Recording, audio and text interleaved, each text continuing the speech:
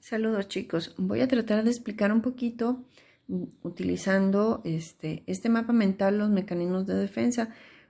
Estuve revisando sus trabajos que mandaron en torno a los 3 cuentos y vamos a hacer una aclaración, vamos a hacer una nota al texto para explicar más profundamente estos mecanismos y a ver si así queda un poco más claro. Ok. El primer mecanismo que revisamos de acuerdo a los videos es el mecanismo de introyección. En este mecanismo lo que nos sucede es que introyectamos, digamos que internalizamos mensajes de figuras importantes. Nuestras figuras importantes pueden ser nuestros padres, nuestros abuelos, los maestros, personas que son relaciones muy importantes. En la introyección podemos meter o incluir dentro de este conglomerado conceptos, patrones de conducta, valores que pueden ser valores morales o bien ideas sobre lo que es estético. El segundo mecanismo es el mecanismo de confluencia. ¿Qué pasa con el mecanismo de confluencia? Trato de asemejarme al otro, de volverme semejante al otro. Me convierto o acepto lo que él piensa como propio. De ahí que su frase es acéptame, no discuto. El tercer mecanismo es el de proyección. ¿Qué hacemos con el mecanismo de proyección? Ponemos afuera lo que nos molesta de nosotros. Lo pongo afuera, lo pongo en el otro, lo que me molesta. De ahí que su frase es por tu culpa. Esto que no me gusta, que es mío, no lo asumo como mío. Se lo doy o se lo atribuyo al otro. El cuarto mecanismo de defensa es la retroflexión. En la retroflexión lo que hacemos es que todos los deseos o los impulsos que tenemos no los dirigimos a la fuente, a la persona que los provoca, sino que los dirigimos a nosotros mismos. Su frase, de ahí que su frase es, me odio para no odiarte. Para una persona que está en retroflexión, el peor enemigo de sí mismo es uno mismo. ¿Okay? En la deflexión, lo que sucede es que no enfrento al otro.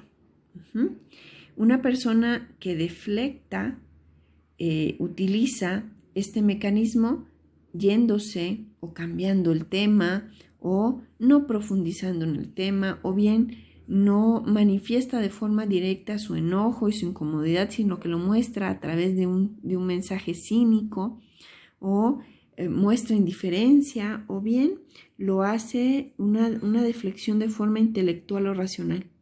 En ese tema yo no pierdo mi tiempo. Lo deflecta, no lo enfrenta. Generalmente una persona que está situada en este mecanismo de deflexión es una persona que está siempre en cansancio, está aburrida, presenta desgano. Son personas que carecen de energía, que a lo mejor cuando tienen que tomar una decisión presentan conductas indecisas. Ay, no sé. Son personas que parece que estuvieran desinfladas, que las vemos por esta falta de decisión como opacas, como sin luz, sin vida. Bueno, otro mecanismo es el de desensibilización. ¿Qué hace el mecanismo de desensibilización? Lo que hace la persona es que bloquea la sensación. De ahí que su frase sería, no siento. Desde el mecanismo de negación, rechazamos y negamos partes que no nos gustan o que no aceptamos. No, esto no es mío, no lo tomamos. Oye, es que veo que te enojas. No, yo nunca me enojo. No, yo nunca digo eso. No, yo nunca. Eso es un mecanismo de negación. De ahí que su frase es, ese o eso no soy. ¿Okay? El siguiente mecanismo es el de proflexión. La persona que está fijada en el mecanismo de proflexión obtiene del entorno de forma, digamos, de una forma manipulada. Una persona que utiliza este mecanismo trata de hacer o hablar o de tratar al otro como me gustaría que me trataran a mí. La proflexión es una mezcla de dos mecanismos, del mecanismo de retroflexión y del mecanismo de proyección. ¿Okay? La racionalización en este mecanismo, que es el último, trato de explicar utilizando la lógica o la coherencia, actos, ideas, pero además lo más importante que racionalizan son sentimientos. Al hacer esto, al racionalizar, evidentemente la persona no percibe los motivos porque los justifica racionalmente. A través de esta racionalización podemos llegar a la desensibilización. Ok. Ahora, habiendo platicado de todos estos mecanismos de defensa que ya los explicaba en los videos y también por ahí en un artículo que les subí sobre los 9 mecanismos, les puse 3 cuentos. El primer cuento era este cuento en donde iba esta señora, había comprado unas galletas. De pronto percibe a la otra persona que se está comiendo unas galletas y lo que hace es que le empieza a poner al otro actitudes.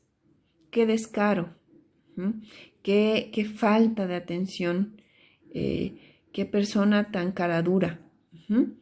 ¿Qué hacía esta persona? Lo que hacía es que ponía afuera, ponía en el otro lo que le molestaba que sí era ella. Al final se da cuenta de que ella tenía su paquete de galletas y que el otro solo se estaba comiendo sus propias galletas. Entonces, ¿qué puso en el otro, chicos? ¿Qué mecanismo utilizó? ¿Okay?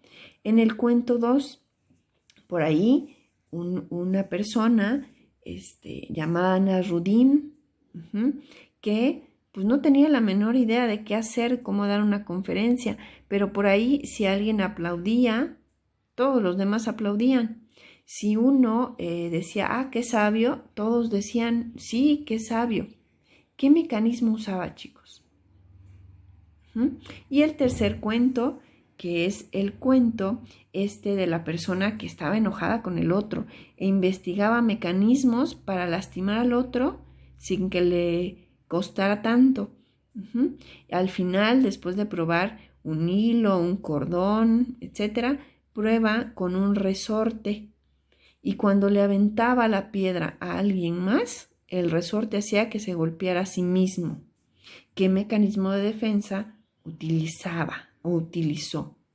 Ok, chicos, bueno, yo espero que con esta explicación haya quedado un poquito más claro. Vuelvan a leer los cuentos, léanlos a profundidad e identifiquen ahora sí qué mecanismos de defensa están plasmados en estos cuentos. Los que ya me subieron su tarea y si por ahí se dieron cuenta que andaban un poquito errados, por favor, modifíquenlas y vuélvanlas a enviar. Gracias, chicos. Un gusto.